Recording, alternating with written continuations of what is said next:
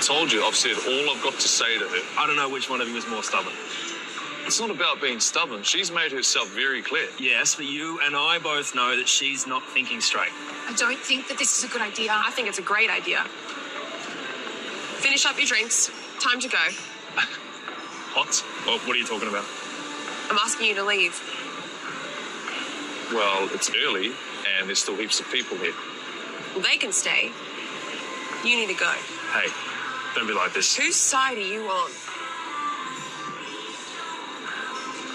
I want you out of my restaurant. Fine. But I want your stuff out of my house first thing in the morning. That'll be kind of hard without a car, won't it? Not my problem.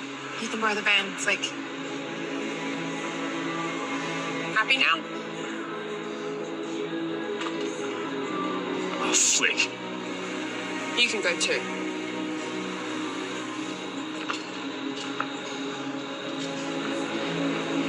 What are you doing? Simplifying my life.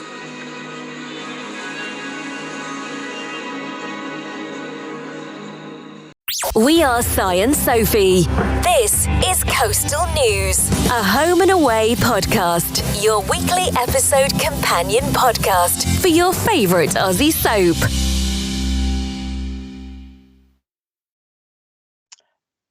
Hello. All set, Sophie, for your alarm on Sunday, government alarm on your mobile phone? Oh my God, yes. Good job you reminded me. I completely forgot about that. What time is that? 3 o'clock or something? I don't know, but Alv would be furious. I think he'd be blaming it on the upgrade. He would, yeah. Bloody Palmer. And his alerts. I know that's going to go off and I'm going to forget all about it. My phone's going to be in my hand, because my phone is always in my hand, and I'm probably going to wet myself because I'll have forgotten that it's... So next week I'll tell you all about it. Thanks. Have you seen all the memes going around about, the Catherine Tate character that gets scared by everything, like the phone ring and things? No, I haven't seen that, no. Yes. For our international listeners, we're having some sort of government alarm on everybody's phone on Sunday, so we'll let you know how it goes. It's a test, isn't it? It's a test to see if we can send out emergency text messages to everybody. Yeah. Yeah, but, so if we get nuked, we're going to be told we're going to get nuked. You've got 5 seconds to live. You could just rather be nuked. By the time it hits you, we're gone. So yeah, we'll try and get a pod up before we go. He's last pod in. Oh, priorities, man, priorities. How are you? Are you okay? Yeah, I'm good, thank you. It's been a long week. I don't know about you. Hasn't it? We've just been saying, haven't we? I can't remember when this week began. No. I'm glad it's not just me, because I thought I was being a bit of a Debbie Downer this week. No, it's been long. It feels like an absolute age since Easter, and now I'm counting down to the bank holidays because we've got like 3 in May, and I'm like, I'm ready. Yeah, same. Bank holidays, time off. Yeah. Bit of R&R, absolutely. It's been a tough week. Well, you've made it to the end. Woo! You've made it to Pod Day. My favourite and a lot's gone on actually on Home and Away this week. We've had returnees, we've had the end of relationships, we've had unrequited stalker type love. We've had secret cancer. I mean, you name it. Home and Away has had it this week. So we've got a lot to pack in to this week's podcast. Are you ready for your headlines? I am. Tane's world-famous patience has all but run out as he tells Flick to get her stuff and sling a rook. The Surf Club IT upgrade fallout rumbles on. And that's all I've got to say about it. Mac attempts to talk Gabe into fighting his cancer scare. And Bella is back and furious.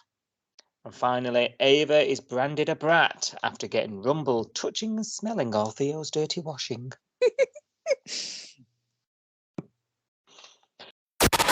Please take the time to like, subscribe, and review Coastal News wherever you source your podcasts, and ensure you never miss an episode. as I say, Tane's back from his much-needed mental health break from Summer Bay, right? As we know, he got out of town, didn't he? Things are getting a bit untenable between he and Flick there. I think I even tweeted in the week, actually, we're finding it the same. The audience is a little bit fed up of this now, I think, judging by the feedback. Yeah. And he doesn't seem happy, though. This break doesn't seem to have done him any well. He's come back and he's got a right cob on, hasn't he? I think I was texting you. I said, Tane's got, he's got a right head on him. Basically, mute. Like, Neek's talking to him, how you doing? Did it go well? Are you feeling any better? And he just replies, yeah, I'm good. Good. Good. He's walking into rooms, and honestly, I think because my heart sort of broke into 1,000 pieces for him the week before when he had to flee, if you like, I was just like, I found this really, really painful. I'm way too invested in this breakup, Yeah. I found this really difficult to watch because I just, from Tane's perspective, I really, really empathise with him on this. Yeah. And then he's packing all the stuff up. He's come back and he's decided he's had enough, hasn't he? And normally we've talked about Tane a lot. He just takes and takes and takes it, doesn't he? Yeah. Such a nice bloke. There's nothing he won't do. And he seems to have come back and he's just sort of hit that reset button and thought, no, I'm going to look after me. Yeah. I got that feeling. Did you? Yeah, definitely. I think he's come back with that slightly different outlook on what's going on, isn't he? I'm glad, actually, because he's turned into a bit of a doormat with Flick, and I know that he probably thinks that's the best way to deal with her a lot of the time, and it probably is, because she just explodes. And if you're in a relationship where both of you do that, then it's just chaos, isn't it? So one person always has to be the one to try and fix everything and be calm and everything else. But I think that's gone now. He's done everything he can. I mean, that conversation they had last week where she said, I blame you for the accident. I didn't want to get married, threw the ring in his face. She was absolutely vile to him. And I think if he carried on letting her treat him like that, it would have been unbearable for us, I think. Yeah. I think doormat is the right word you've used there. I think he was at risk of going down that route, wasn't he? I think you're right. And I think it would have been unbearable. I completely agree. Eden is in Flick's ear while all this, he's back, he's doing that. And on the other side of things, if we flip the coin over, Eden's sort of trying to support Felicity through it, although why, and how? Good on her, Yeah. Because Felicity seems to have been a little bit sort of impossible, to put it politely. That self-destruct button well and truly stuck down, I reckon. And she just takes to it by just knocking the drinks back. She's knocking them back. She's crying. She's really, really spiraling at this point. And Eden's the only one really, apart from Cash, maybe, but Cash he's got things to do. Eden you could argue Eden really hasn't. Gets her over for a little play on the swings at the caravan park. And she's saying, you need to tell Tane, everything. You need to tell him, because she was opening up to, wasn't she? Like, I know I love him, and I can't, this isn't, I don't not love him kind of thing, and he thinks I don't, and all the rest of it. And she tries to make her see sense, but then just when you think she's seeing it, she's plotted and doesn't make any sense again. Back at Salt, by the way, I think she shouldn't be working. Like, I don't think she's in the great frame of mind for customer service skills right now. No. But Cash and Tane are there having a bit of a beer, and he is like, I don't know what to do. I'm over it. Blah blah blah blah. She comes over and she kicks him out. I want you out of my restaurant. And he just snaps on it. Well, I want your stuff out of my house. And I'm thinking, yes. Yeah. Yes, come on. Is that the first time he's ever stood up to her? I think it might be. Yeah. That I can remember. And this scene really got to me, because not just that. So obviously, she's been absolutely vile to him. She's been ranting and raving in his face for absolutely ages now, over a week, 2 weeks maybe. I Mm. blame you for the accident. I'm not your problem anymore. Throw the ring in his face. No, it's all your fault. And when I think about it, I'm like, he never, ever blamed her for the whole Anne thing last year. It was her mate, Anne, that stalked him, kidnapped Yeah. him, poisoned him. It was Yeah. her poker night plan. Ruined Martha's kidney. Yeah, ruined Martha's kidney. That was all Flick. That was all Flick's friend because she done whatever to Anne. Flick's idea for the poker night, and and she kept that secret from Tane for ages. Yeah. Was lying about that poker night thing. Then he got involved right at the last minute and got stabbed. He never turned around to her and had a go at her for that and said, "I blame you," and got in a Mardy and everything else. He's never done that. He's always been quite fair, probably too fair with her. Never stood up to her. And for her to keep sort of screaming in his face and ranting at him and saying, "You're this, you're that, you're the other. I blame you," throw the ring in his face, and now chuck him out of the restaurant. I was like, yeah, finally, this is the straw that broke the camel's back. Good on you, Tane, for finally having some, guts to stand up to her. Yeah. But then the thing that annoyed me about this scene was he finally snapped back and her bottom lip immediately started to wobble, didn't it? And I thought, this is nowhere near as bad as what you've done to him. All he's saying to you is, you've moved out into a caravan without even telling me. You've thrown the ring in my face. You've dumped me. You've told me to leave you alone. You've blamed me for the accident. All I've said is, okay, you can get your stuff and get out of my house. And then she immediately becomes the victim, doesn't she? Yeah, she does. Yeah. I was like, come on.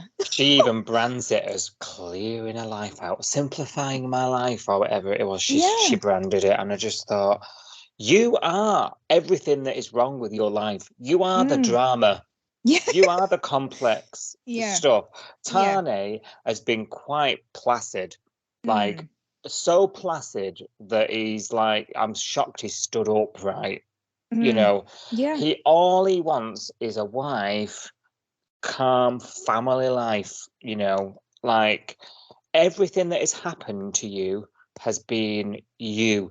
And do you know what's happening here? Even you and I talking about this, and I've seen other viewers saying the same thing online.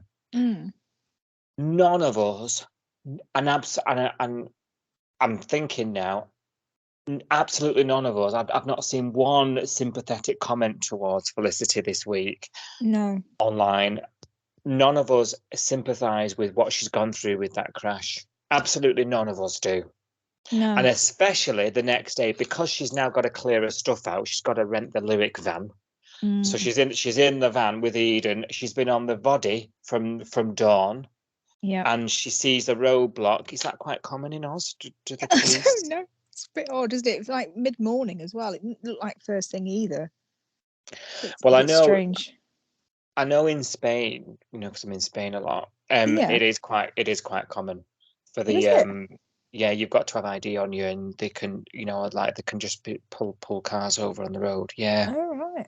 So whether that's quite a common sort of ID check thing that they do, and maybe I don't think the breathalyzer. I think they can just do that if they suspect. Yeah. Obviously, she does a big Yui, doesn't she, right in front of him, and it's Rose and Cash, and then forcing Cash to chase her down, and a mandatory then breathalyzer test ensues. And I'm just thinking, absolutely none of us sympathised with you before that, and now we definitely don't. You've just been in a car crash with that very girl, Eden. You've just been roly-polied into a petrol station.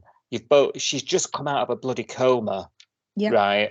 How are we going to feel sorry for you? How are we going to get on your side? It's not happening, is it? No, not at all. You've literally just took the words out of my mouth.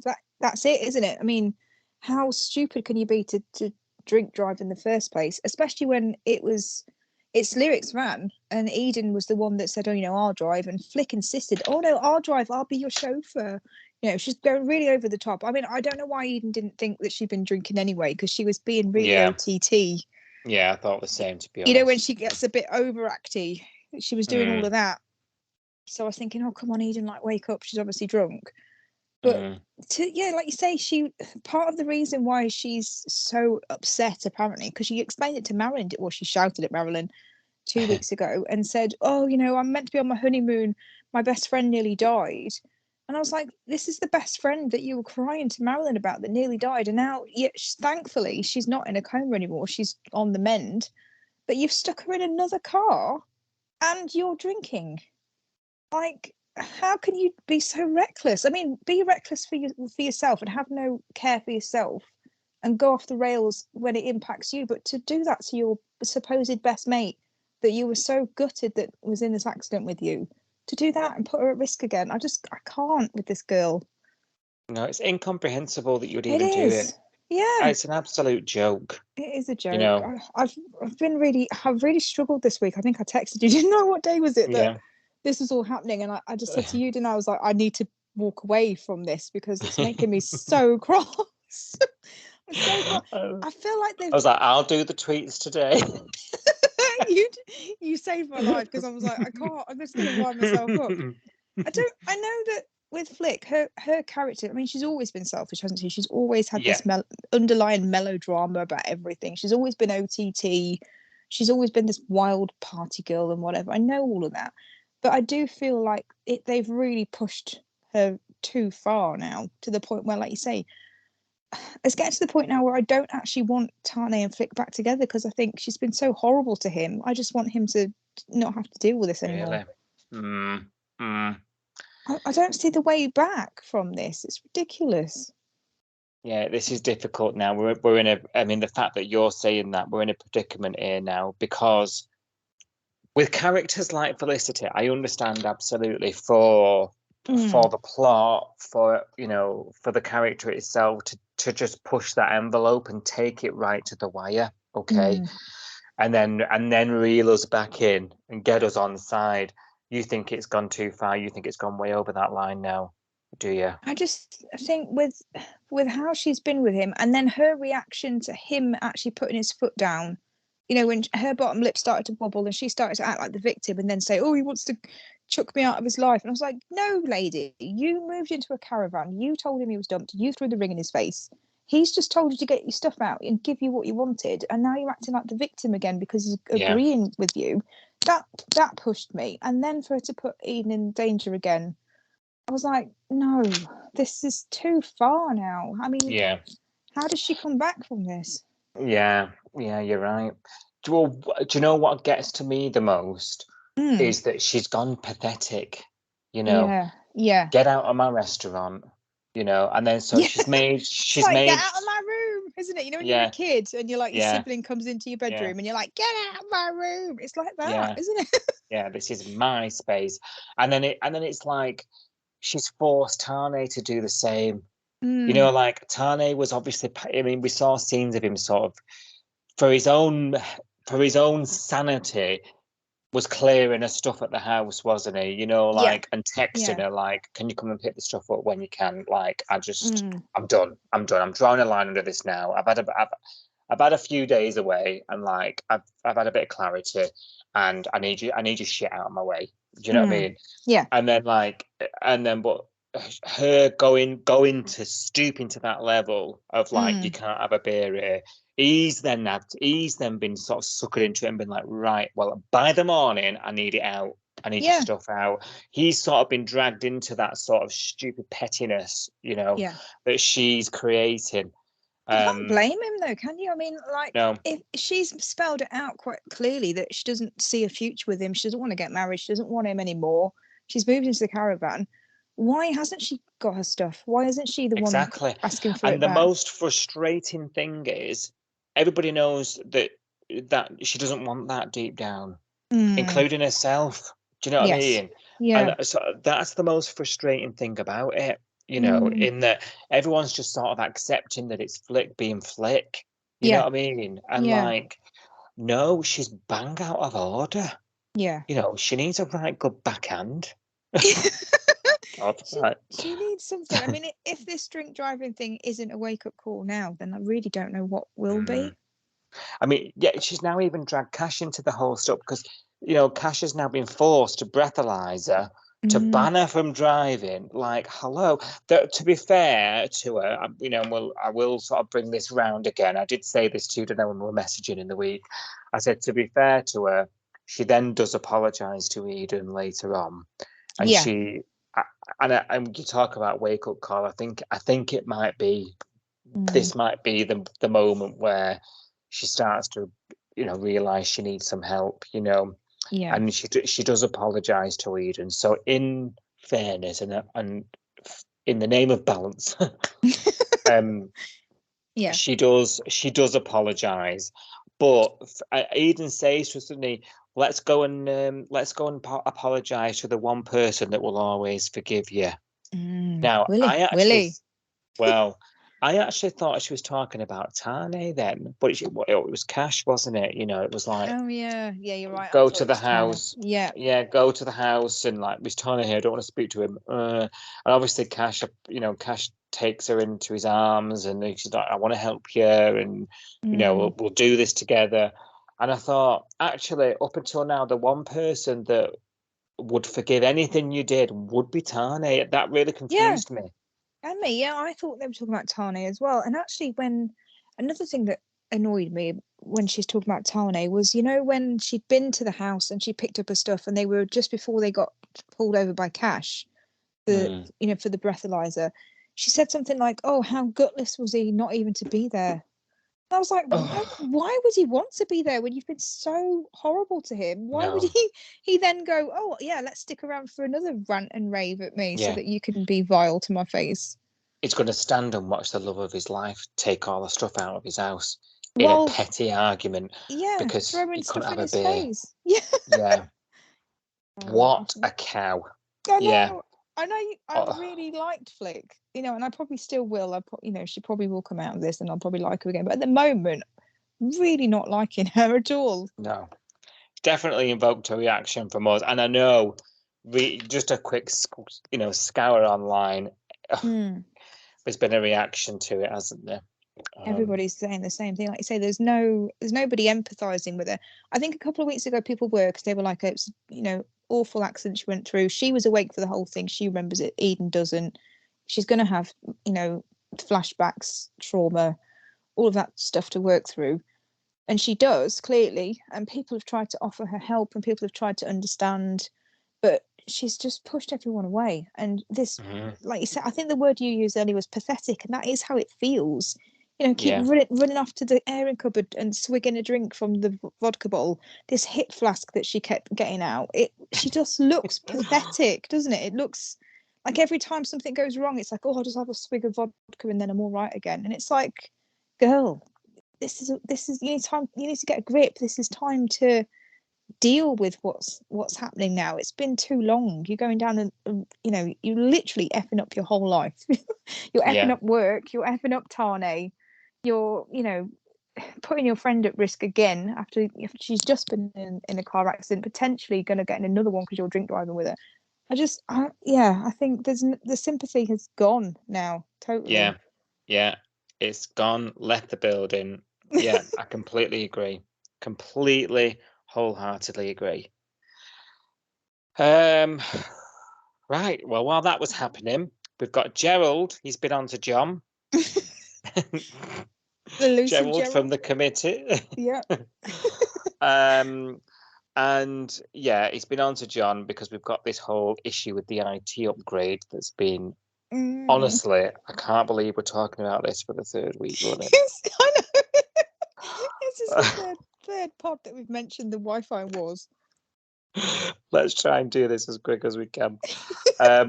We've got, and it's resulted in this feud because Alf has accidentally replied all slagging John off, as we know, and it's not gone down well. John and I must admit, I do feel a bit for John this week because John's obviously got to show his face again, and he's a bit embarrassed because everybody's seen what Alf really thinks of him, and Alf has, whatever we think, Alf's got a big standing in the community. People trust Mr. Stewart there. And Rouge trying to make Alf, realise what he's done, hasn't she? And Alf's still doing the flaming this, flaming that, glah this, glah that. And she's making him see that actually this upgrade was a good thing, things have been made easier for him, and she's trying to talk him round. And she eventually gets him to apologise to JP. you know, for said email faux pas. And John being John, which, you know, I mean, two grown men here, but John's like, nope, I do not accept your apology. Oh God, I know. And it even threatens like legal action, like reporting him for defamation. I mean, I was absolutely beside myself at this point. I was like, are we here for changing the bloody router? Like, No, extraordinary meeting was the thing that killed me. extra. Well, in First Look last week, we were like, it takes an extraordinary turn. And we were like, really? It's like something that, when during the lockdowns, when Downing Street were flouting the rules and everything else, and there was like extraordinary briefings going on. It just feels like that. It's like extraordinary meeting. It feels very governmental, doesn't it? It's a bit. Our whole day revolved around 5 o'clock live briefing. Remember them? Yes. Oh God, it's like a nightmare now, doesn't it? But it feels like as serious as that. Like they're taking it this seriously. Like an extraordinary meeting of everybody on the surf club committee to talk about the incident. It's like, crikey. Well, which is it going to be? You know, his choice was crystals with Maz or talk to John. They were tough choice. Two options. I think both of those are Alf's worst nightmare, aren't they? Talking to Palmer or crystal therapy. So I don't know which. It's literally rock and a hard place there, isn't he, for Mr. Stewart? I tell you, my favourite line of the week though is when Alf comes back to the diner. He's absolutely raging because John won't accept his apology, and Marilyn's like, "Oh no, I'll get you a tea." So, yeah, JP he's landed somewhere with reporting him officially to the committee. So that can't be good for the Stewart name there in these quarters, can it? We'll have to keep an eye on that one. You know, Mr. Stewart now might have a little check against his name. Yeah, that because he has messed up there. You know. He has. It is dreadful. I mean, if I did that at work, we replied all and sent an email about my colleague and said how awful they were. I would be in trouble. So even if it was true, you're not allowed to do that. Yeah, and whatever his opinion is of John, and John's obviously an annoyance to him. Yeah, that should be completely stripped away from work, and John keeps that place going. Alf swans in, picks up a ring binder, and swans out every few weeks. Do you know what I mean? He does. So, yeah. Oh, and he's gone to Marimbula. It's been mentioned. Oh, the two. Martha's waiting for him down there. The two M words were mentioned. We had a Martha and we had a Marimbula because we were saying recently he's been in the Bay for ages, hasn't he? So I think the plan was 3 weeks in the Bay, 1 week with Martha, wasn't it? Or something like that. that was much appreciated because we're keeping an eye on these things. Yeah. But yeah, Stuart's name's going down. Yeah. Write it in the book. He's losing points there in the old Summer Bay Surf Club committee. He is. And then over at the farm, so Maz has also been giving crystal advice to old Ziggy there. She's been giving organic growing vegetables and God knows what to Diggy. And Dean's like, get rid of it. Like, get her out. And he talks her down. He ends up sitting Ziggy down. I think Ziggy's even realised that I'm going a bit far at this point now. I don't need crystals and feng shui to be a good mum. And she even and he tells her, and I think she needed to hear it personally. Dean telling her, "You're a great mum. You're doing the best job." And I think in that moment where she's had this, cleaning thing, she's had Maz telling her all this stuff, she just needed Dean to say, "You're fab." Yeah. And I thought that was a nice moment. It was, yeah. Quickly interrupted by Bella, who's just flown all the way across from the Americas, New York City to be precise, without telling nobody. walks Yeah. in and hello, and so Bella's back. Bella's back. Gosh. The yes. old. What do you make of that? I think, what did I say last week? I can't remember. I was looking forward to seeing how this would pan out. I know that she's only here for a short while. This is like a sort of short visit, isn't it? She's not back permanently, as far as I can make out. Yeah. So, when she left, I think we talked about this last year when she left the show. I wasn't Bella's biggest fan for the longest time, but then as characters in Home and Away do, they go on this redemption storyline, don't they? And they turn out all right in the end. And I think certainly that was the case with Bella. When she left last year, I definitely felt more positive about her character by the time she left. They'd given her more, they'd grown her up really, hadn't they? Like given her more storylines. She wasn't that spoilt bratty kid that she was when she first came into it. She sort of matured. And she got more interesting. There was a time when we called Bella, we called her the floating character, didn't we? Because she didn't have a lot to do. She just used to hang around waiting for Nick to finish work, and we got annoyed with her for that. And then they gave her the photography storyline, and that made her more interesting. And she got that spark back, didn't she? Where she got something that she was passionate about. So when she left, I did feel more positive about her. I've never been her biggest fan, I'll be honest, but I was certainly more positive about her. And I like the fact that she's kind of talks to a lot of characters, has a lot to do with a lot of characters in the Bay.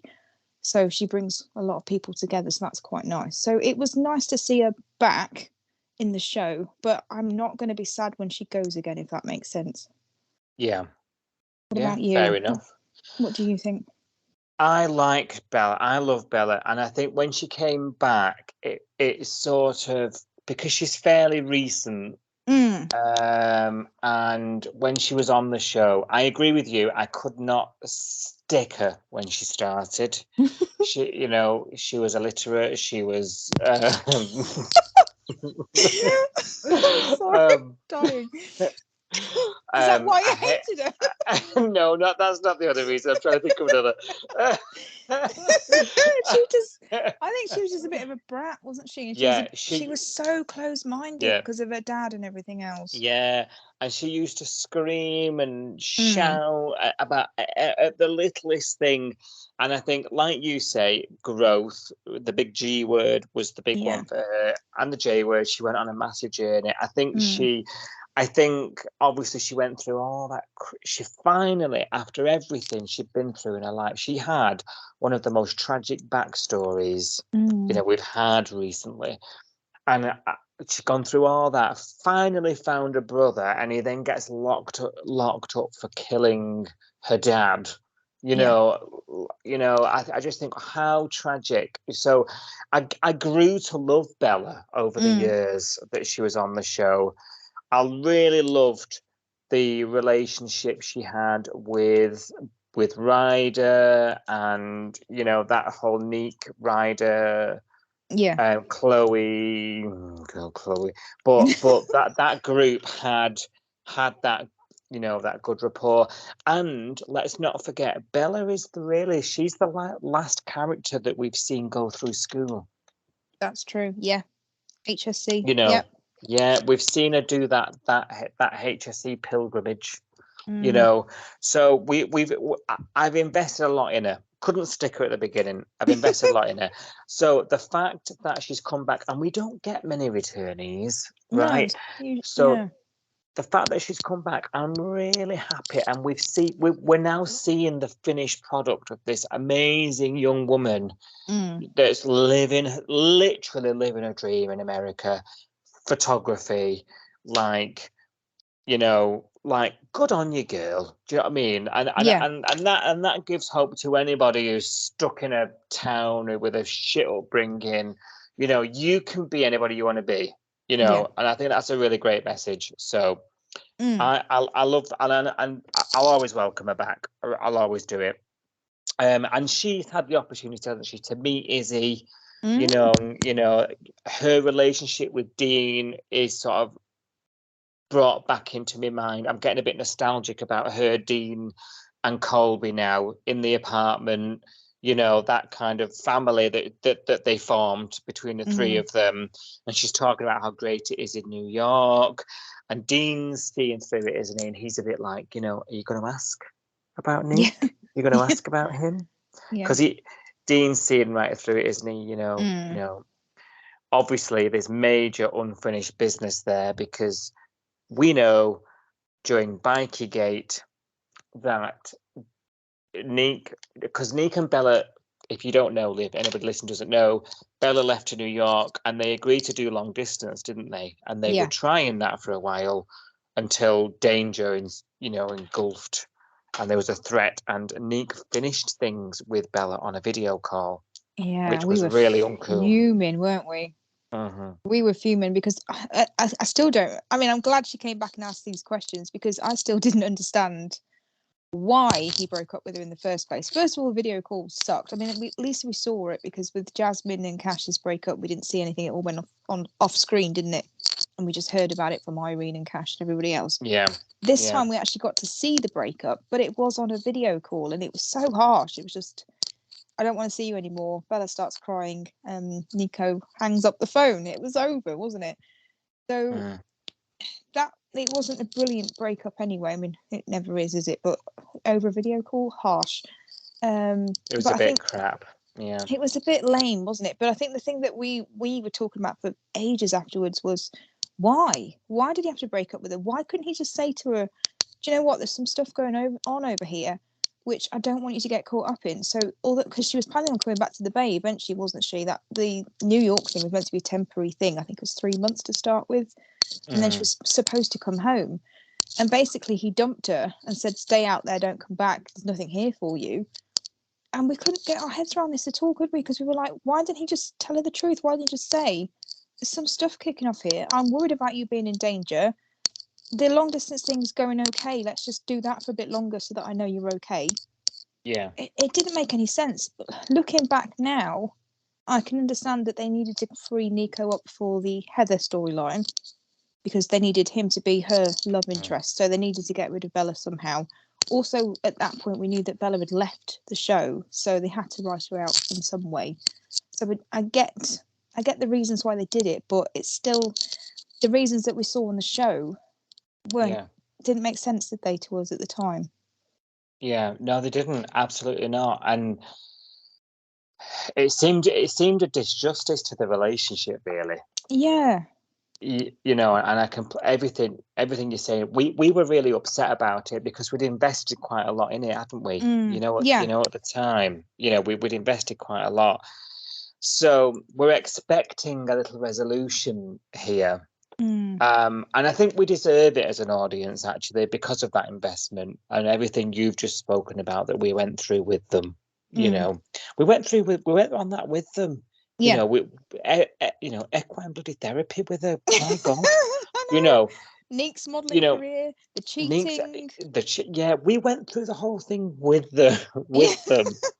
So, you know, we felt a little bit cheated that we didn't have a right resolution to them. Right, the long distance, let's face it, was never going to last. No.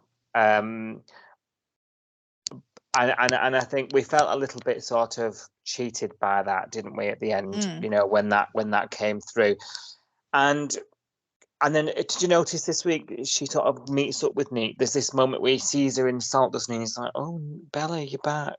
Oh. Yeah. And they get to talking, don't she? And he's just about to tell her, "Look," because ever since Nick has been moping, hasn't he, about the whole thing? Yeah. You know, made a massive mistake. And he's about to tell her that, you know, like, "I've been so sad about this whole thing. I didn't want any of this, you know." He was looking at blooming flights with John, for God's sake. Do you know what I mean? Like, he was going to go out there, wasn't he? You know, he didn't want any of this. No. And he was about to tell her, and she said, "Let me stop you. Breaking up with me was the best thing you could have ever done." And the look on his face, you know, like, I am like dying here now watching this, you know, like, oh, Nick, man, this is gutting. I know. And I thought she was being genuine as well. I thought she was, you know, when she said that, you know, "I'm having the time of my life." it was the right thing to do. This was the best thing that could have happened to me. I've managed to focus on my career. I've got a great life in New York. I mean, I'm not saying she hasn't got a great life in New York, but we didn't realize at this point that this was actually putting on a brave face, putting up a front, if you like, for how she really feels. Because later on, she kind of goes back to him and says differently, doesn't she? But I genuinely believed this scene when it played out. Yeah, I did. But is that how well the scene is been written and performed, or do you think it's because you and I have just been there for everything and we're just really invested? This is really interesting. Don't know. It could be a bit of both, couldn't it? Because it's believable that that just sound really harsh. It's believable that her not going out with Nico might improve her life. You know, you can believe that she's flourishing in New York, and it sounds like she's got a great career and she's loving it there. Like that's believable, isn't it? Yeah. It's not like you're thinking, oh yeah, right, as if your life's got better after dumping Nico and getting away from Summer Bay. So I don't know. Single gal, New York City. I mean, yeah, it sounds good, doesn't it? That's believable. It could be the acting. It could be that. I don't know. I don't know. What do you think? Do you think it's? I don't know. I was just totally invested, you know, but I think it's because of the history I've got with them. You know, I've been there from day dot. You know, but I think more so Bella. You know, because we met her in such a vulnerable state. Yes. You know, and now to see her grown up with a big job in a big city, and you know, and the whole Bay, you know, when they get wind that she's back, you know, Irene's jumping for joy, you know, and we know that she lived with Irene for a while, clobbered her son together. Yeah. You know, like the things they've been through, you know, she's one of those characters that just invokes nostalgia to me. Yeah. Even though she's not old. No, I know what you mean. But she's been in it for a long time and she's been through a lot. She's experienced so much in the Bay, hasn't she? So yeah. And were you buying it? Were you because obviously later on we get a scene where you know she has a chat with Dean and it's like you need to be truthful, you know. Yeah. And she admits that she's angry about the whole thing. And did you buy it when she said to Nick, you know, breaking up was the best thing? Did you buy that? I did actually. I did because it was so long ago. You know, when she left, it was for us. It was last September, I think, or maybe October. I can't remember. It's been a good 6 months since she's gone. So I thought, okay, fair enough. You'd be angry when it happened. Absolutely. I'd be furious if somebody broke up with me over video call and said there's nothing for you here anymore. Because when she said that, that's the other thing that we were annoyed about. When he said to her, there's nothing for you here, stay in New York. And we were saying, what about Dean and Ziggy and Irene and everyone else that's still in the Bay? That's harsh to say that there's nothing here for you just because Nico doesn't want you there. I get why he's doing it, because he doesn't want her to come home and get into, you know, the embroiled in the bikie danger. But it was really weird, and I would have questioned that as Bella. You know, yes, there is stuff there for me. How dare you? So I'd have been really if I was her, I'd have been really angry after that phone call, and I probably would have been seething for quite a while. But by now, it's believable that she'd got over it. So I did think that what she was saying was true, and her life was loads better. She didn't regret breaking up with him anymore. She's over it, you know, and you know, it's water under the bridge kind of thing. Yeah, so I did think that. Yeah, I agree. Who'd want to be tied down? You know, you're brand new. You're a young single girl in New York. You know. Yeah. Who'd want to be tied down to a bloke in Sydney who, you know, you're never going to see? You won't, would you? You know what I mean? No. So, and it'd be painful at the time, but actually, you've done me a favour. It means I can concentrate on my photography, and now I'm riding high, and I've had all this happening, and you know, and I've had loads of work from it, and you know, I'm doing well, and you know, you've done me a favour, and now I'm back, and I'm just going to tell you that, like we all would. Do you know what I mean? And so I did buy it. Dean didn't know, did he? Satisfying. No, he didn't. I think it'd be quite satisfying to come back to somebody that had dumped you and be like, well, my life's much better now, thanks, bye. Yeah, I do. Back to the old small town, like, yeah, look at me. Look at me. You know, did me a favour, thank you. So I did believe it, honestly. But like you say, Dean knows Bella inside and out, and they're quite similar in a way, aren't they? Not just because they've grown up with similar kind of experiences, but I think that personality-wise, they're quite similar. They're quite hot-headed and what have you. So he probably does understand her better than probably Nico does. Sees through it, doesn't he? Yeah. And then obviously, like she then admits to him that she's angry about it still, and he convinces her to go and talk to him. So over she goes to Casa Parata and basically says, I've come all this way and, I'm just going over it. I lied to you. I don't understand why you did it to me. And then it gives Nick the opportunity to explain, why, and the bikies and the danger and all that, the things that we couldn't really understand why he wouldn't just say that anyway, Yeah. And they end up settling, as Nick puts it, they end up landing somewhere in the friend zone, don't they? And agree to sort of go to breakfast the next day. So there is some sort of reconciliation in the end, but there isn't any form of friendship. Now, you mentioned it before. We know Bella isn't back for Evs. We know Nick's leaving. Do you think they're going to leave together happily ever after? What's your gut feeling here? Because there's a reason. I don't know anything. Back. Do you? No, I don't know anything. I saw somebody say something similar to this on Twitter this week, just saying, "Oh, does this mean this is why Nico's leaving?" Because we do know the actor that plays Nico is leaving the show. It makes sense, doesn't it? Why would they bring her back now? I mean, yes, okay, Dean and Ziggy have got a baby and she can come back and meet Izzy, and that's a storyline in itself. But I don't think that's enough to bring back this character. I think it has got to be related to Nico's leaving, hasn't it? That's my gut feeling. Yeah. And you know what? I'll be all warm and fuzzy if they leave together. Yeah, I mean, that'd be nice. I mean, I think her coming back to the Bay, staying here and rotting, because let's face it, before she went, she was stagnating. We were saying that for ages, that she hadn't got anything to do. She hadn't got a job. She hadn't got a purpose. She, she'd given up on a lot of stuff. She was just hanging around Nico all the time. Now she's got this job that she absolutely loves, and obviously is really good at it as well. She needs to go away and do that. It would be wrong to bring her back. She'd turn into Rue, wouldn't she, if she stuck around? Yeah. She'd just be a younger version of Rue, just stagnating in the Bay. So I think them two leaving and going back to New York, I wouldn't be mad about that, because I think I'd be more cross if they brought her back and just plopped her back in the show and, forget New York, forget your career. I agree. And I think if they went up into the sunset, happily ever after, thank you for visiting Summer Bay sign. I think I'd be happy with that for Bella more than anything. Yeah. I did have to suspend disbelief a little bit this week, because I know we've just been talking about, and Dean said go around and talk to Nico and to have that conversation with him, because he's kind of doing nudge, ask him about the bikie heist, isn't he? Basically, this bikie heist thing now, I mean, surely the whole Bay knows what went down with Tex, and Bella can't be just in New York and never in contact with any of these people. How does she not know any of this? Social media and stuff. Exactly. It's even Ryder on a ship in the middle of nowhere will probably know about the bikie heist by now. So he probably knows about the Wi-Fi upgrade. He probably does. It's mad. Grandad Alf's probably been, emailing him. He probably got copied into the email, actually.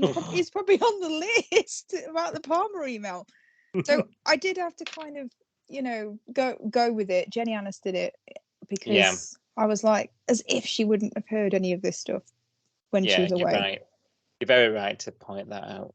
Very right. Now, Mac, she wants to know, doesn't she, why Gabe didn't say anything about the cancer, and don't we all? Right. Yes. Right. Gabe. Okay. We haven't been too kind about Gabe thus far. Okay. Has this cancer sitch changed anything for you? Dare I ask? I'm ducking now. I'm literally behind a cushion. Oh, I had a bit of a rant about him last weekend, didn't I, on the pod? which I do feel a little bit guilty about, but not really. I'll be honest. You don't have Um, the hashtag Gabe guilt. I don't. I don't have Gabe guilt. No. Well, where did we go with this? Okay, it's sad. Obviously, it's horrible. I don't want someone, IRL to get cancer. It's absolutely awful. It's horrible. Yeah. I wouldn't wish it on anybody. Let's put it that way. But he's a character, so I can be a bit more flippant, with it. It's not real life. Is that how you justify it? Yes. That is how I'm justifying it. He's not real, and I don't have to love him. And I haven't loved him. I still don't love him. I don't feel anything for him really, because I think it would be different if they brought him in at the beginning and he was a nice person, or he was actually improving Mac's life, but not in this sort of. The thing with Gabe is he's come in and he's just turned up out of the blue. He's told her the truth about what he did when he left, which was awful. He hasn't told her the truth about having cancer. When he came back, he was in remission, so he could have just told her this whole thing. He's left it too late now, and it's probably come back. We're still not sure actually, though, are we? But it's probably come back. He spent all this time mansplaining to her about how to run a business when she's been doing it on her own for years. I mean, admittedly, with debts over her head, so she does need some help. It's just the way he's come into it, the way that he's been introduced as a character, a know-it-all, sarcastic Mr. I'm going to fix everything, aren't I brilliant? I've just not warmed to him at all. And because of that, now they've slapped the cancer storyline on him, where if it was Marley, who's also brand new, I'd probably be more sympathetic because I actually quite like Marley. Whereas with Gabe, I'm like, well, I didn't like him anyway, so if they kill him off, I won't care. Which is harsh. But good point. Good point. I don't know. Is that too harsh? I don't think so. I don't think it's unfounded. You've got your evidence. You can back it up. Do you know what I mean? Like, okay. I tend to agree. You know me from the beginning. I have been sus AF about Gabe. Right. I think he's been after some money. I think he was after money the first time round, right? I think he's come back and he's after it again. I think Mac is being an absolute fool with a capital F for even letting him back in so easily, right? And I'm actually furious with Mac this week. I am spitting fire at her, right? She's one of my favourite, and I can't believe she's sitting on her knees, literally on her knees on the beach. Like, how can I help you? Like, we need to get you help. You need to take the test. You need to do this. This is for us. You're doing it for us. And I'm thinking, listen to you. I just want to shake her. Honest to God, I am like so cross at Mac right now about this, because she didn't need him a fortnight ago. No. Like, and he was this really, really unhappy blip in her history that she had never mentioned him before, and now we're begging him to stay alive. The other side of it, this is sounding really insensitive, and I'm really getting on one. The other side of it is, I'm like, do I trust that any of this is actually even true? I know I've seen Brie tell him your bloods are a bit squiff, like we need to test you. But like, I'm a bit like, was his blood squiff? Did he know? Do you know, like, is this all part of him dwindling it? Like, is he next going to be cutting into her? Like, is he going to be running away with everything? Is she going to be signing something over to him? Is she going to be giving him something? Like, I'm so suspicious of this bloke. Ooh. Like, is this part of the scam? That hadn't crossed my mind. You're right, it could be. I guess what crossed my mind was maybe he turned up this time around with the intention of doing something, evil, for lack of a better word, something vile to her, again, because he's struggling with money or whatever. So he's turned up out of the blue, looking to make a quick buck again out of her somehow. And then maybe this the cancer coming back, if it has come back, that is, because we still don't know, that has maybe derailed his plan, because if that has come back, what's the point of fleecing him out of the money because he's going to die? So I was still wondering, maybe he was here initially with bad intentions, and now that's kind of gone awry, and that's why he went to try and sort of skedaddle off into the sunset and just say, no, we want different things, I don't want to move in with you, and that's it. So I had thought that, but you're right, perhaps could it be part of a bigger... I've just got visions of like, oh, these tests cost $800, I can't afford it, I've got no insurance. Oh God. Oh, I'll pay for it. Or I need to go for this chemo and it's going to cost, do you know what I mean? I'm just like, I hope I'm wrong. But I really just don't like this guy at all. No, I don't like the way they've written him, because I don't really know how I'm supposed to feel about him, because last week when we found out that he had cancer and he might have it again, like it might have come back, it started making me think, okay, maybe this is the real reason why he's in the bay. And maybe when he was fighting with the chemotherapy, maybe during that time when it was still you might not make it, the chemotherapy might not work, he had time to then think about all the things he'd done and think about the regrets and everything else. And maybe this is why he's back. Maybe he wasn't coming back for bad intentions. Maybe he was coming back for good intentions, because his plan was to make amends for how he treated Mac in the past, because that near death experience that he would have been having, when you're thinking about your own mortality, you start to think about the things that you've done wrong and the people that you've treated badly, and then you feel guilty and then you try and make up for it, don't you? So I was thinking last week, this could be where this is going, but they've just not made him a nice, likable character. They've made him a bit of a douche, and I think it's a bit of an odd thing to do to us. It's like, I don't know whether I'm supposed to care that he's ill. I know, this is why I'm landing on the he's a scam artist side more than anything else, because I can't empathize with him, I can't sympathize with him, I can't.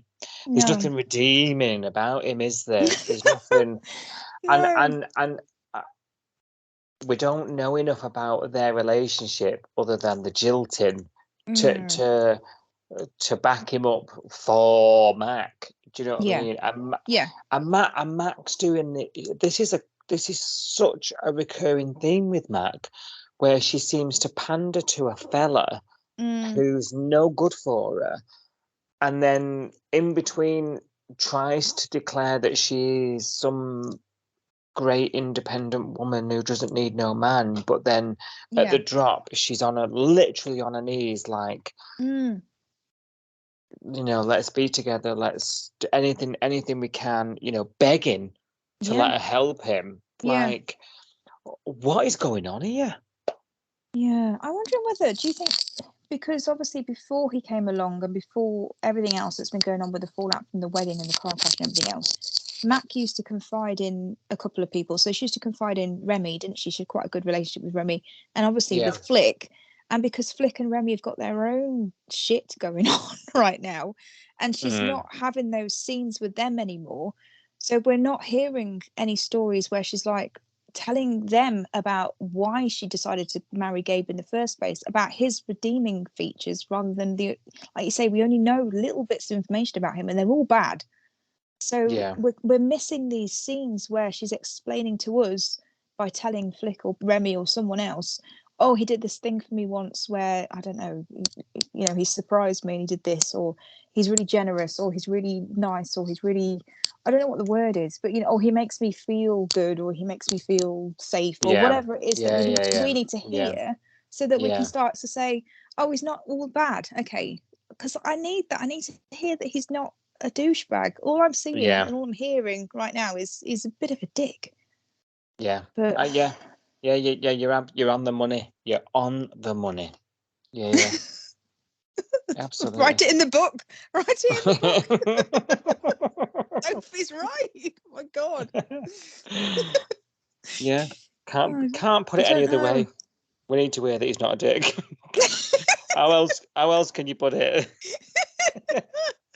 Just one redeeming story, anything that makes me go, okay, so he's not a horrible person. Okay, I'll probably feel sympathy for him. I just at the moment I'm just like, oh, I'm not invested in him. So if they write him out, if he leaves and goes back to his restaurant, if he croaks, if he gets killed by a shark, whatever, I won't care because I don't like him. Yeah, absolutely. He's completely disposable, you Yeah, know. yeah. And I'm so mad that Max Anyway, Yeah. tell us what you think, people. Tell us what you think. Justin's trying to lay the law down with Ava this Ooh. week. I don't know if you Yeah. noticed. He's trying. He's She's very not doing trying. it. As is she. She's not doing her assignment. She's not staying at home when she says she would do. She's off out and she's saying she's going to be at home doing an assignment. Turns out he got it all wrong. I mean, that was just like a complete fluke. I think she was playing him. I think she's like a fiddle, right? Yeah, no such assignment. And while this is going on, Kirby's got the old green eye again. We've spoken about this a couple of times now. Yeah. Kirby, I don't think Kirby's completely secure in this relationship, me. I think that's one to watch for the future. I do. I was going to ask you about this. So, okay, let's imagine that your partner has got they keep calling each other cousin, don't they? They're not cousins because they're not related. Yeah. But you know that kind of cousiny relationship where you've got like an auntie that's got kids that's not related to you, or your parents have got friends that you call auntie and uncle or whatever, and they've got kids, and they become like your cousins in inverted commas. So let's say one of your cousins in inverted commas was staying with you, and you noticed that they were a bit, flirty with your adult partner. Yeah, this cousin's like a 16-year-old minor, and they're flirting with your partner. I would find that absolutely hilarious that some kid was flirting with my adult grown-up boyfriend. At the very least, it'd be endearing.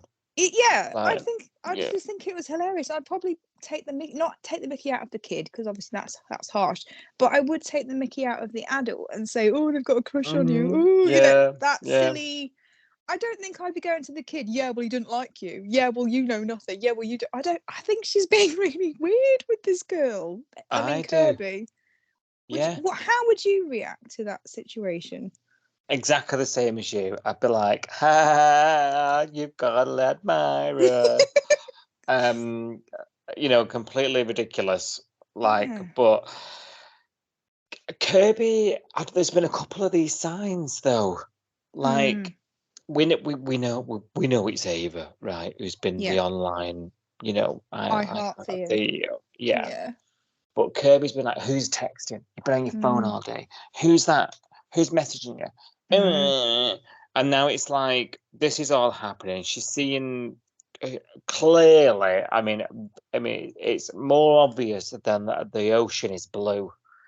that she's got a crush on him, right? And she's like, Theo, sit here. Theo, what are you doing? Theo, like, can I come with you? Like, it's so obvious, right? So obviously she sees that, but she starts getting jealous, like, and she's telling Theo, oh, she likes you, oh, she's got a crush on you. I'm just thinking, just let her have a crush. Like, she's a kid. Yeah.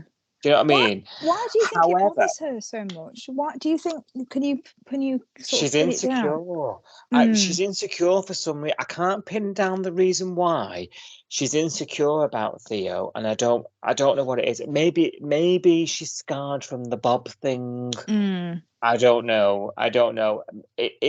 We're yet to discover if it's a Kirby issue or a Theo issue, aren't we? I couldn't really answer that question truthfully at this stage.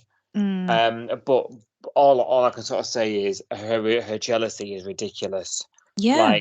And Theo has given no reason to be jealous, right? No. However, I think Theo's been a little naive in response to, like, if I was Theo and like you say, inverted commas, cousin was behaving the way she is, I'd be a bit like, oh God, she's right clingy, Yeah.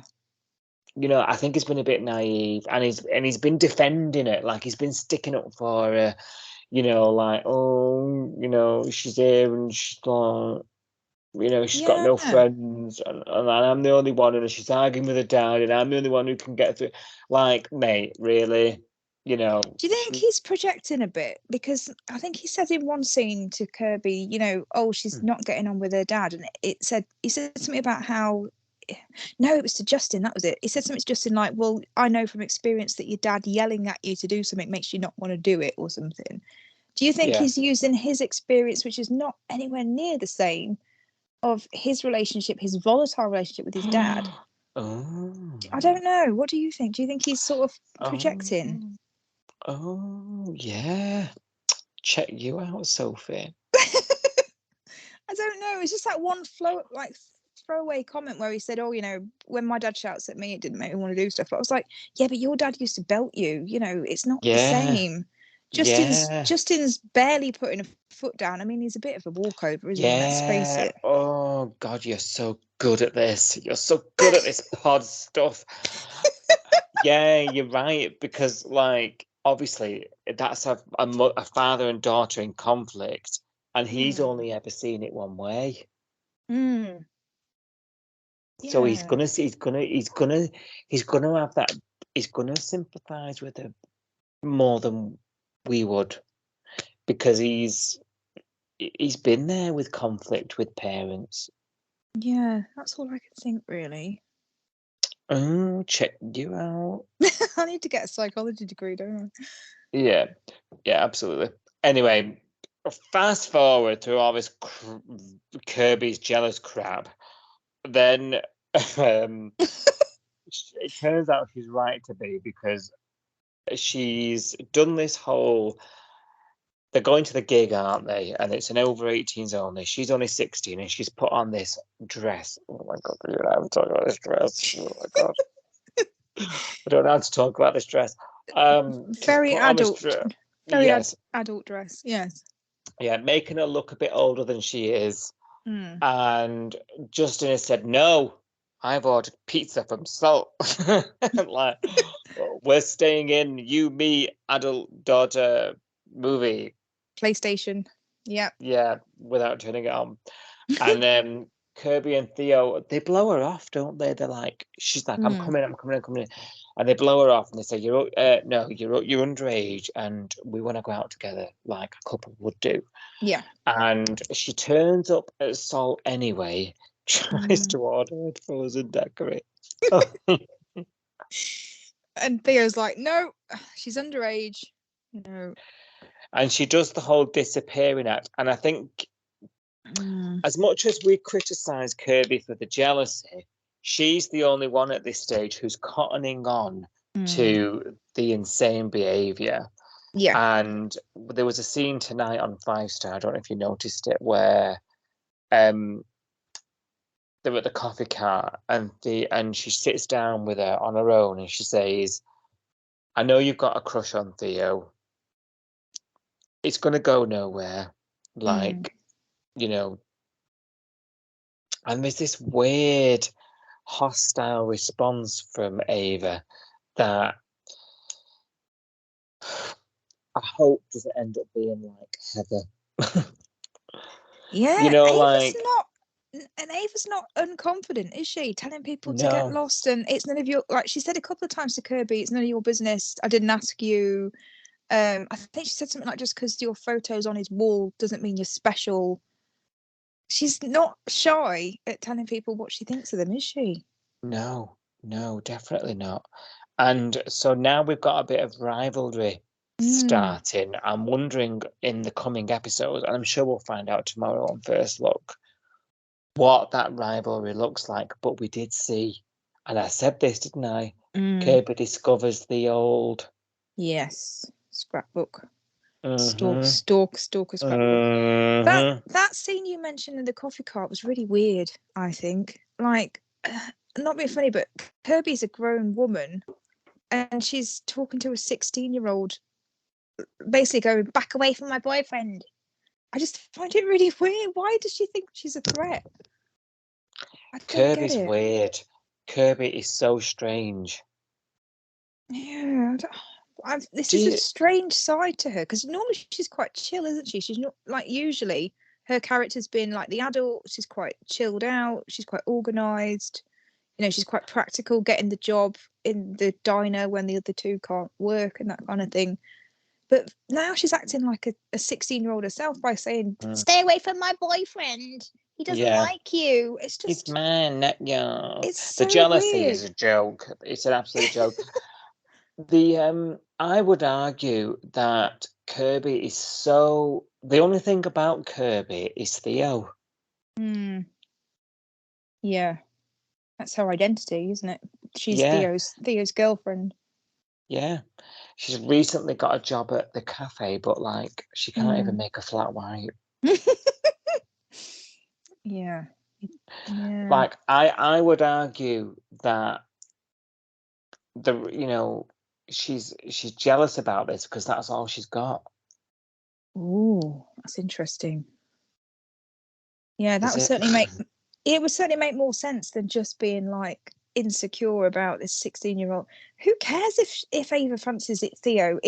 She should care if it was the other way around. If she thought Theo was interested in Ava, that's when you should be insecure. That's when you should be thinking, oh, this could actually go somewhere. But Yeah. a random 16-year-old girl having a crush on your boyfriend, I just don't think it's worth getting stressed about. Is it? No, Is it just I me? don't. No. I just be like, okay, well, that's clearly never going to happen, so I'm not going to even worry about it. Whereas she's just going like, back off, stay away from him. I know. You'd only do that if you actually thought there was a threat to your relationship. Surely you wouldn't just do that to anybody that looked at him, unless it's completely out of proportion. Has Bob done this to her? I do wonder. Is Bob a paedophile? We outed him. Oh my god. I heard it here first. We're gonna have to cut that.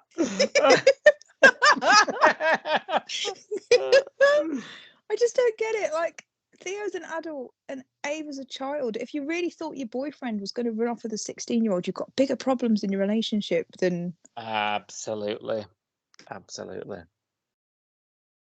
Right, I've written something here about Brie going to her first support group and attempting to cook dinner. Yeah. We don't need to talk about that. Cash feels terrible about kissing Eden.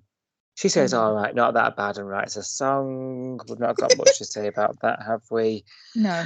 Rosa Marley. So, Rosa Marley, go for the old sausage sizzle. Sorry. Was this when he said, let's not... Was this the day that she said, come round to dinner because Brie's cooking? And he said, no, let's go and have a barbecue. Yeah. And then what they ended up with was some kind of bacon sandwich. Did you notice? I was watching this episode. I was like, because she got a text message, didn't she? She said, "Oh, dinner at mine," because Brie, Xander, and Remy were cooking dinner, weren't they, at her house? And Marley said, "Oh no, I've got a better idea. Let's fire up the barbecue. Let's get the fire pit going. Let's have a sit around the fire pit at the caravan park." And then about 10 minutes later, they were just sat outside the caravan, broad daylight, with a sandwich. It's like a bacon sandwich. I was like, that's not... Why would you fire at the barbecue for that? That's... he really over-egged what the situation was going to be. You could have George Foreman'd it. I was like, is that it? She's giving up a dinner for a sandwich. Like, these are the ingredients that which... that used to make a bacon sandwich. A BLT. Even if it was a BLT, it's still not dinner, is it? It's not worth a bag of gold. No. I thought that was hilarious. But... Oh dear. Well, he's getting calls all day, isn't he? And text messages. And Rose is like, thinks he's got another woman. You know, he's like on his phone all day. Do you remember last week on First Look when I think it was... Did you read this out? Oh, yeah, it was you. And you said that you get some mystery call. And we're like, who's this mystery call? Yeah. It wasn't a mystery to Marley. It was a mystery to Rose, wasn't it? That was... That's what it was. Yeah. I thought it was going to be a wife, you know, an ex-wife or a wife coming out of the woodwork. I really was convinced it was going to be something. Yeah, because we've No, been saying for ages that we think he's got a secret, and I thought, oh, he's got a secret family, secret wife.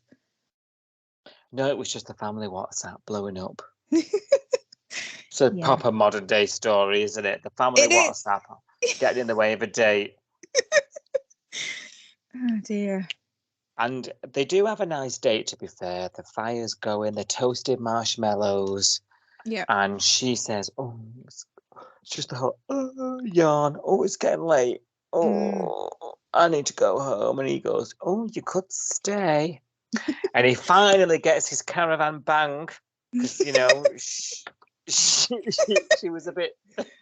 Yeah. She got a bit cold at the right moment last week. She left him hanging, didn't she? Yeah, but then she's out of there first thing.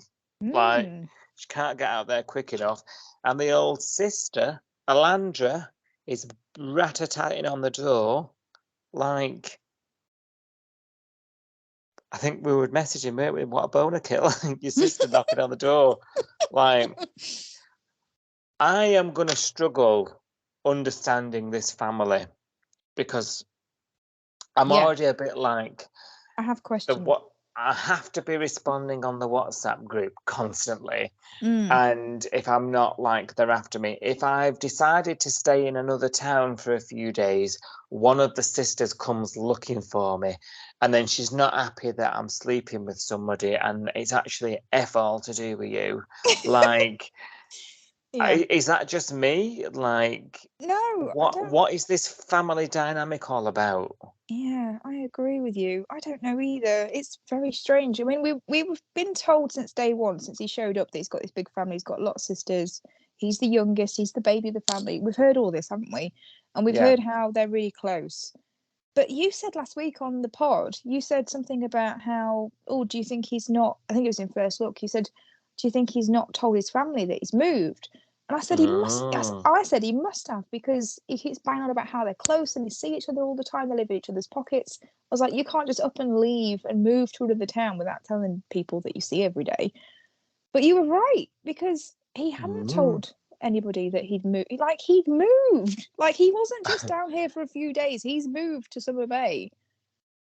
So I suspected it. But I just thought it was so strange, because everything that we've been told so far is that they're so close, they can't go a day without seeing each other. You know, he didn't want to come down and work in the shop, the board shop, for more than 3 days a week because of his family and his commitments and all this stuff. So for him to up and just leave without telling them was just really weird, isn't it? It is. It's very weird. I just don't get this family. No. I just don't get it. And then because it's a big, I get the impression it's a big family, big close family, and that he's told, because she flippantly mentions Alandra, the sister, flippantly mentions that he told her brother. Yes. Yeah. So there's obviously little splinters in you know, of who can trust who, but then, like, the sister has taken it upon herself to go down there and find out what on earth's going on. I'm just thinking, this is just completely mad. This is just madness. It is madness. He's not a child. He's an adult, and yeah, it's a bit weird to just turn up. But then she justified it by saying, "Yeah, well, you didn't call me back, so I turned up." How did she know where to go? I mean, obviously the brothers told her, but that specific caravan park, that specific caravan. Summer Bay must have been mentioned. Exactly. Yeah. Yeah. Did she go to SBH first and say, Yeah. "Where's Marley?" Yeah. And Rue was like, "Over there, doll." Here's a towel. Like, can you drop it off? Yeah. And while you're at it, ask him to come not by and pay his rent. None of that happens anymore, does it? No. Wall keys, towels. I miss all of that. Yeah, me too. Yeah, it's a bit odd. It's a bit odd. And I think Rose is right to do a runner. Oh, who's this Dubé? We're getting Aboriginal language. I had to Google that because I was like, is that rude? Is that she just called her like a slut or something? Did you Google it? I was just, when I Googled it, it just kept coming up with Dubai. Oh, maybe I literally spelt it phonetically, so I put Doobay, I think. Hang on, let me look at my Google search and see what I googled. I love that they're using, words from, proper words. Yeah, proper it is. It's Doobay. It's Doobay, and it means an attractive specimen of the opposite gender. That's according to Urban Dictionary. Oh, And it's So- slang originating in Sydney's inner west area. really? Sophie, you're my favourite Dubé. Thanks. It still sounds like an insult, but I'll take it. I was like, has he got a joint in there? I know. I thought she said duvet to start with. I actually put the Duvet. subs on. I thought he was smoking marijuana. Doobie. Oh, yeah. It's the accent as well, isn't it? It's the Aussie Yeah, accent. but I absolutely love that they're including that, though. That's still part. That is part of their discourse. Yes. Like I learned a lot of words from when we watched Heartbreak High, the reboot. Yeah. And we watched that, and there's loads of words on there that I picked up. Like, was it esche? Is it esche for the sort of the criminal, what we call like a chav or Yeah, but Home and Away link there, like the esche was John's son. Jet. Yeah. Played by the same actor. Yeah. Can't remember his name now. Yeah. Will McDonald. Oh, that's it. I like learning these words. Yeah, I do too. We're learning this. And this is why this culture representation needs to happen on screen, right? Because we learn. Yeah. But yeah, it was just daft. Like, as if your sister's gonna come down the coast 2 hours to find out what you're up to. Oh my god. Yeah. Absolutely. I'm sorry to my brother, but I wouldn't follow him 2 hours down the road to find out what he's doing. I'd just let him get on with his life. I can't give two hoots. Maybe I've got three brothers, and are we just bad people that we wouldn't do that? Maybe she's a really nice, really good sister, and I'm just a crap sister. No, she's overpowering. Okay, we've decided. Alandra, get back in your box. Oh dear. Do you think she'll stick around? Do you think she's a new character, or do you think it's just a fly-by-night thing? No. It'd be cool if she did. I've seen a few people mention that she was an actress on Wentworth. Oh, was she? I didn't know that. I'd not seen it. Yeah, she's quite well known. I don't know. I'm still on the fence if Marley's sticking around, really. Like, he's got these family ties up the coast somewhere. Yeah. Is he going to be a bit of an Alf Stewart, to and fro? That's going to bug me. Yeah, I mean, I think he is permanent, because I think he's not a Dean replacement. That sounds really cold, but you know what I mean. He's stepping into Dean's shoes in the board shop capacity, and unless they shut that down and that disappears, I can't see that happening though. Oh my god, this economy is getting worse. It's all right. It hasn't affected Summer Bay at all. They're all fine. They're all still takeaways and lattes every day. So no power cuts there. No. Exactly.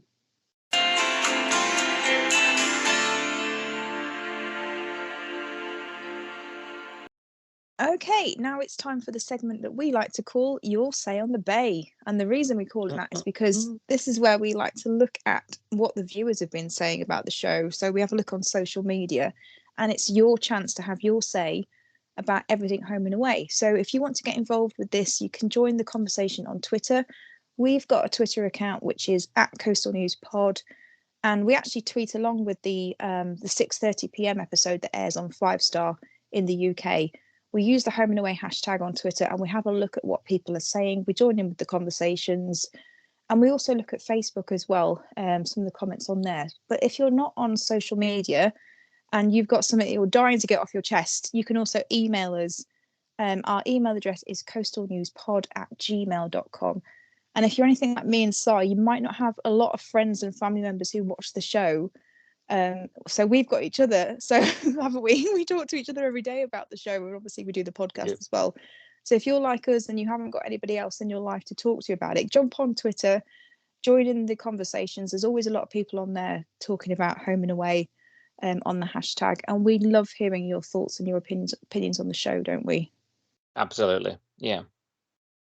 So before we kick off your Saturday, I've got a question for you, Si. Oh, God. Yeah. Do you like Marmite, or should I say Vegemite? Because I think that's the Aussie version. The Aussie. I don't. No, I don't either. No. No, I'm a bit not into particular Marmite. about my toast. Are you? Yeah. What do you prefer on yours then? My toast has to either be dry. All right. Oh gosh. You didn't expect that, did you?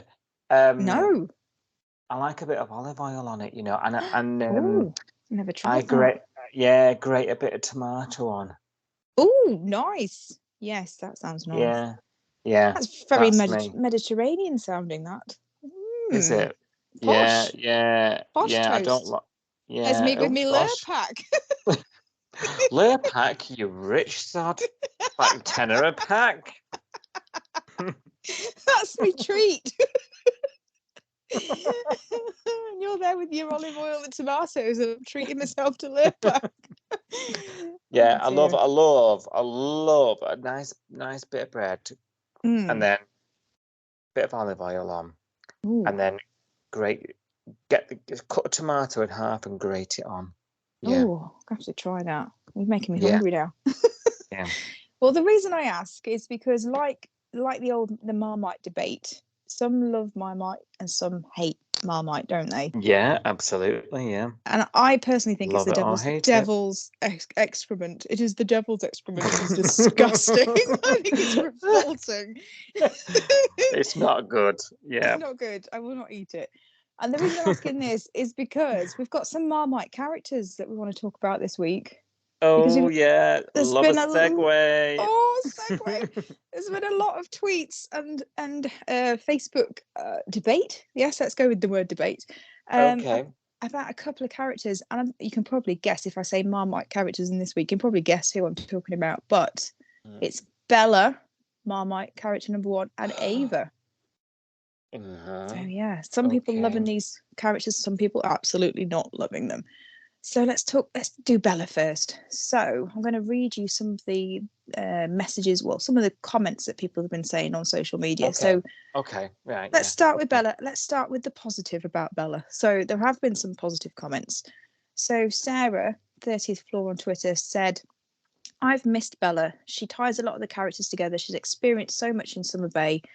And Sarah's also hoping that Bella will put Ava in her place while she's here, which I thought was quite interesting because those two, you know, Bella's got that fiery temper, no brain mouth filter. She'll just say whatever she's thinking, and she doesn't mind putting someone in her place. And we've seen that with Ava this week as well, haven't we? She's not shy in saying what she thinks about people, so that could be interesting. So that's I'm trying to think how they would cross paths, though. I don't know, maybe in the surf club or something. Bump into each other literally. It's a weak link if you ask me, but I'm here for it if it happens. I'd like to see it because I think that'd be interesting. Someone needs to stand up to Ava, and I think Bella would be quite good at that, actually, to be honest. Yeah, like rack off, I was you once. Yeah. Yeah, definitely. So Sarah's a fan. Sarah's missed Bella. Sarah's glad that she's back. Bhavna on Facebook said that, and this was surprising to me actually. Bhavna says, "I love these two, i.e. Nico and Bella, as much as I love Siggy and Dean, and I'm so happy they found each other again. I was really sad when Bella left." That was interesting. And then also to back that comment up, Marianne on Facebook said, "Nick and Bella are my favourite couple after Ricky and Brax." So that's her favourite couple are Ricky and Brax, and then Nico and Bella are not far behind. That was interesting. Make me talk about Ricky and Brax versus. This stood out to me because I was like, Ricky and Brax weren't my favourite couple. I love Brax and Charlie. Yeah, like what are they? Ricky? Like I was like, what? Ricky Sharp, remember her?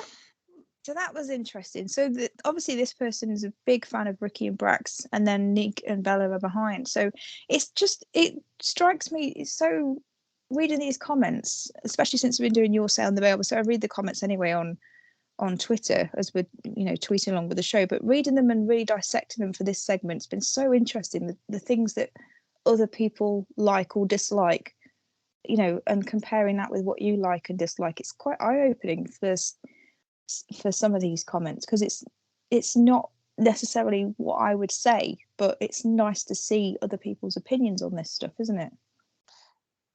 Yeah, I mean, Ricky and Brax was years ago. It was, and yeah. I struggled to get on board with Ricky, following how intense and strong Brax and Charlie were. Like, it's absolutely mad that we would then compare it to Nick and Bella. I mean, that's really interesting, because Nick and Bella, I'm telling you now, would not go down in the great couples of Summer Bay. No, I wonder how old this person is, because I wonder whether Marianne is a recent, viewer for Home and Away, because obviously we've watched it for donkey's years, so we can go way back with, popular couples. But if you take the last... when was Ricky and Brax? We're talking a while about there. So there must be it is 10 years, is it? Has it been that long? I don't know. It might not have been that long, but it feels like it's been that long. Oh, God. I don't know. I think this person could be a recent viewer. So... I mean, that's it. I mean, I'm not invalidating anything. Like, you think what you think, but oh my gosh, like, I mean, I actually agree. I quite like Bella and Nick together, and we've just spoken on the main episode about them having a happy ending, haven't we? And her coming back, and not leaving it unfinished, if you like. And I'm looking forward to some sort of resolution if this is the end. Yeah. Ricky and Brax, that's really, really thrown me. Well, I'm going to move on from that, because I can tell we could be here for a while talking about that. Sorry, that's just like proper thrown me. Right, go on. That's why I've included it, because I was like, wow, I've got to include this comment. So that's some of the positive stuff that people are saying about Bella. Negative, we've got some people saying they really didn't miss Bella. Not pleased to see her again. So Julie Smith 2001 says she hasn't been missed. Mr. David 885 on Twitter says they always found Bella to be such a moaner and not missed her one bit. LOL. Put a little LOL on the end. Lighting it up, yeah. Kiara B on Twitter also says, why the F is Bella back? I hope she's not staying long, and can she take Flick with her when she goes? And then we've got Shannon Lee Debs on Twitter saying she's not really sure of the appeal or the reason for bringing Bella back just for 5 days, which is a good reminder there, really, because we know that Bella's not back long term. So anybody that is not enjoying the return of Bella, anyone that's not enjoying the Marmite, she's not going to be here very long. This is only a short visit, but I thought it was interesting just to see some of the reactions to Bella's return. The other person, the other Marmite character we're talking about, is Ava. Now, I went over to Facebook for this one. There are people on Twitter talking about Ava, but there's quite a long thread on a Facebook group called Home and Away Latest Spoilers. Someone called Diane posted on there and said, "Oh my God, get rid of Ava, please. Can't stand that spoiled brat." And as you can imagine, this comment got a lot of replies. Because a lot of people were agreeing with Diane that Ava is a spoiled brat. She's really annoying. It's hard to disagree with that comment, really, isn't it? Because that's what we've seen. That's what she's supposed to be. So I can't really say I disagree with what Diane said, but some people on the Facebook group went a bit further than just calling her a brat and a annoying character. Some people have actually said, write her out of the script now, get rid of her, cut her out of the show immediately, can't bear watching her. And some people have actually questioned the quality of the actress's work, said the acting's not been up to scratch. So there's been a lot of negative stuff about Ava, but some of it... Sorry, what do you think to that? I don't think I've questioned the actress thus far. No. Have you? I haven't, and actually we've got some comments here that say the opposite, which I thought I'd throw in as well, because we've got a really sort of a sage comment from Patricia, first of all. So Patricia said there's been worse people than her that have gone on to become much loved characters in the Bay. So I think that's Chris Hemsworth, yeah. Oh, I loved him. You weren't a fan of Kim, but I loved him. Yeah, So I think that's a good reminder that we do. This is typical Home and Away. They bring in somebody that you're not meant to like at the beginning, and you're meant to get annoyed by, and then they go on the journey, the J word. The J word. Yeah. I think Patricia's right. There have been far worse characters that have come in. We were talking about Bella, weren't we, earlier on the main pod? I wasn't a fan when Bella first arrived, but then when she left, I wasn't sad that she was leaving. I wasn't crying over it, but it was she was more endearing to me by the end, Yeah, and that at the beginning, couldn't stand the sound of her voice. Yeah, I thought she's screeching again at Colby. Yeah, she was very screechy. So it's a good reminder that this is a new character and we're not meant to like her. Christina said she's doing her role right if this is how people are feeling. She's meant to be a spoilt brat. She's meant to be a terrible teen. Christine, get on the podcast. I love. She's meant to be like this. And then Christine's last comment on this is, that's what most teenagers are like. Well, yeah. I've written in the book, Christina, not a fan of teenagers. That just made me laugh. That's what most of them are like. Yeah, just like get up with it. Yeah, absolutely. And then Shanita said, I always start this way with some characters. They drive me absolutely crazy in the beginning, but then I end up loving who they turn into. This is great. How many times have we said this? How many times have we said that? There is never a Home and Away character that we like from the beginning. Okay, Logan we liked. But very, very rarely do we like someone at the beginning on Home and Away. Absolutely. Like they all follow the same formula, don't they? The new characters. Definitely. It's definitely a very Home and Away thing for this to happen.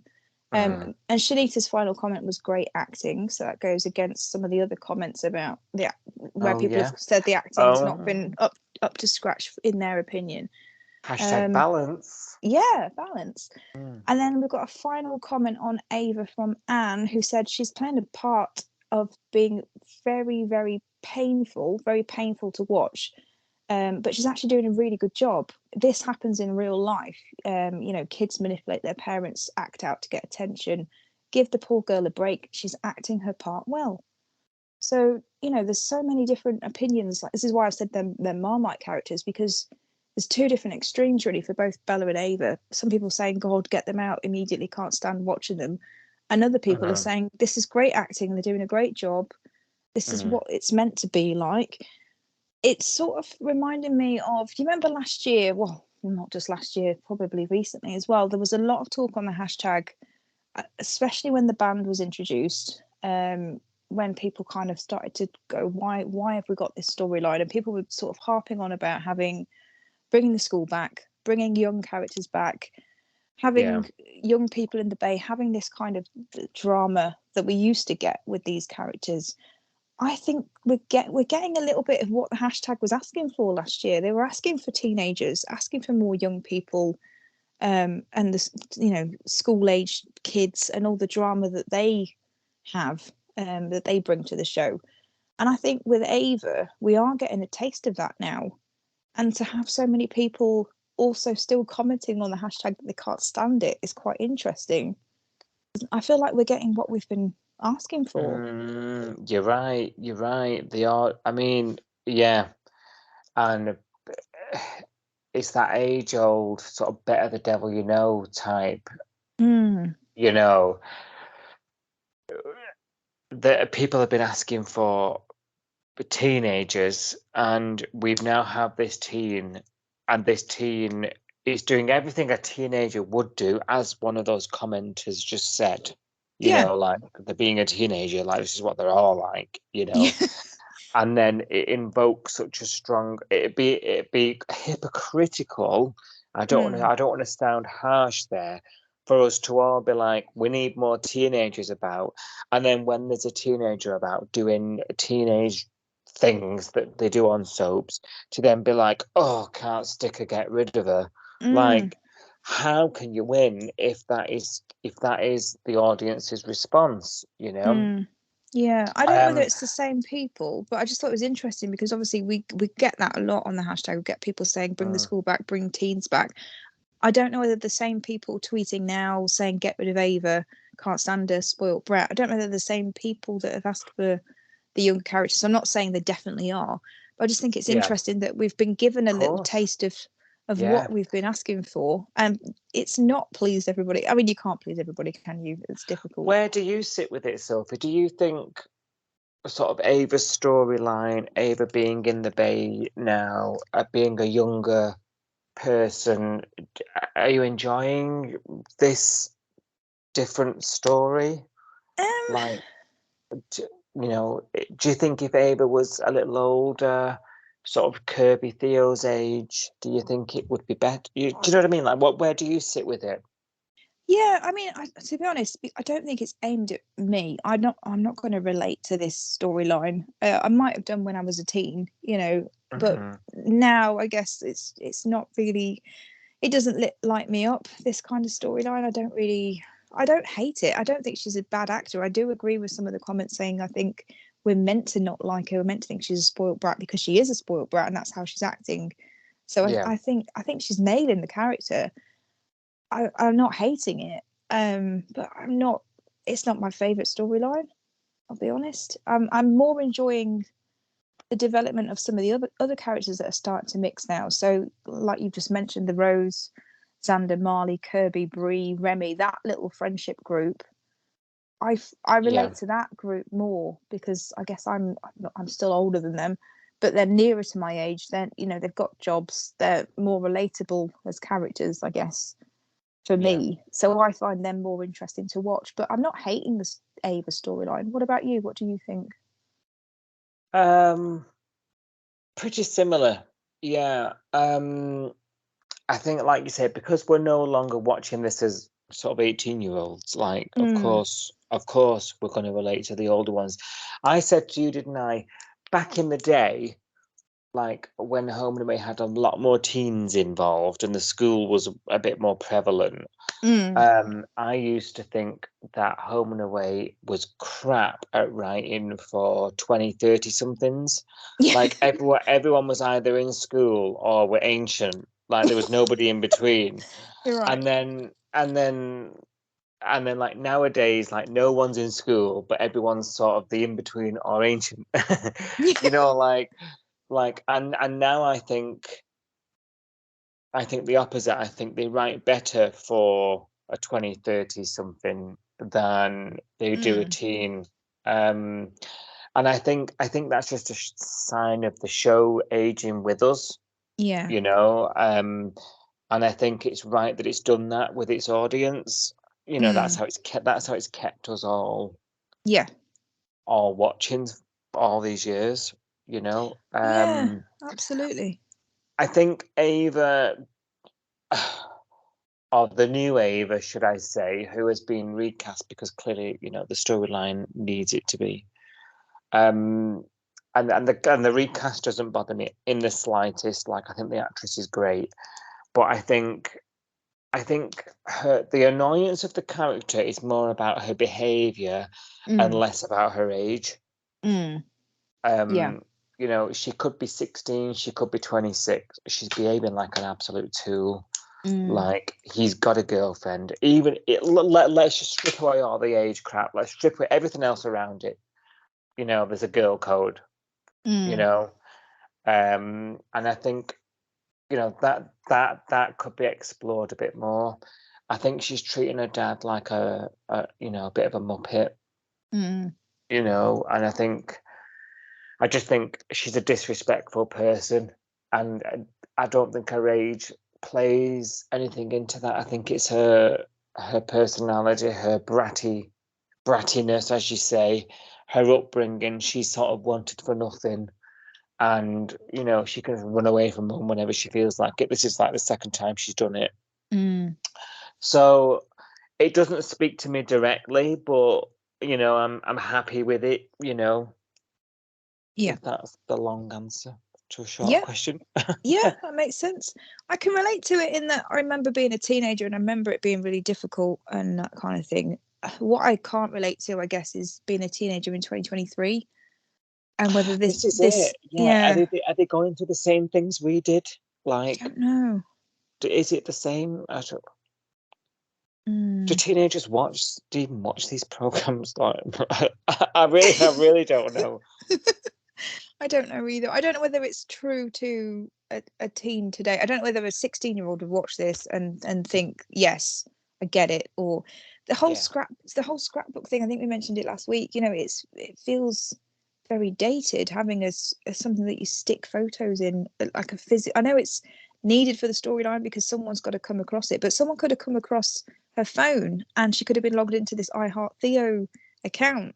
Yeah, It didn't have to be this scrap. I think I'm feeling a bit disjointed with this because I don't know whether this is it's not reflective of my teenage years. Is it reflective of now 2023 teenagers? I don't know. Stalking their TikTok or something, wouldn't you? You would like yeah, like I wouldn't have even written things down. I didn't make a diary. I was born in the late 80s. You know, like, so I take your point there. Like, kind of teen of this age relate to it if we can't. Yeah, I wish we could hear from somebody that's around that age, or, you know, I don't know, or some of the younger people. I don't know how old these people are that are commenting on Facebook. That's the problem with Facebook, isn't it? You can't tell whether these are teenagers or adults like us that are having these comments about Ava's character. An interesting point, though, isn't it? It's got to be in the show for a reason. It's got to relate to somebody, but I don't, because it's not relating to me personally, doesn't mean it's not relating to someone else. Thank you for listening. We will be back with more episode discussion from Summer Bay soon. Until then, join the discussion online at Coastal News Pod.